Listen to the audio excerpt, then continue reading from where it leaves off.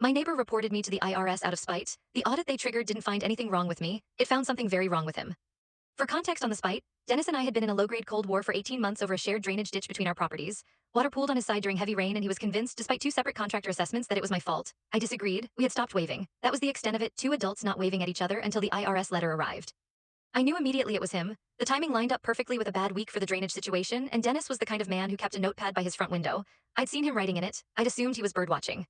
The audit took 4 months and concluded with a letter confirming I owed nothing and a small refund I hadn't known about. I framed the refund letter, not for the amount, which was modest, but because it represented Dennis being wrong about me in an official federal capacity. Here is where it gets interesting. My accountant Gloria, meticulous and now personally offended on my behalf, noticed that the IRS had cross-referenced several of my financial records with neighboring properties as standard procedure. Gloria looked carefully at what came back and called me on a Thursday evening.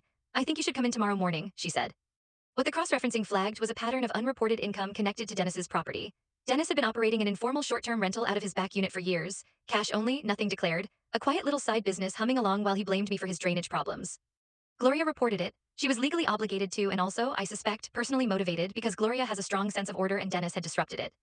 I had nothing to do with what followed. I did not file a complaint or contact anyone. I went home and sat on my porch and looked at the drainage ditch. The IRS investigated entirely on their own. Dennis's audit did not conclude with a refund letter. The back taxes, penalties, and interest added up to a number I only know secondhand, but what I heard was significant. He sold the back unit quickly and not at a good price, which is what happens when you need to sell fast.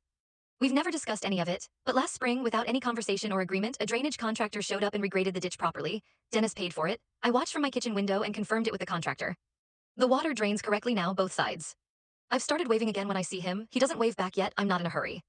Some people ask if I feel bad about how it ended for him. My honest answer is that I feel bad about the version where a reasonable conversation about a ditch doesn't spiral into federal tax consequences for my neighbor. That version was always available to both of us. Dennis chose differently.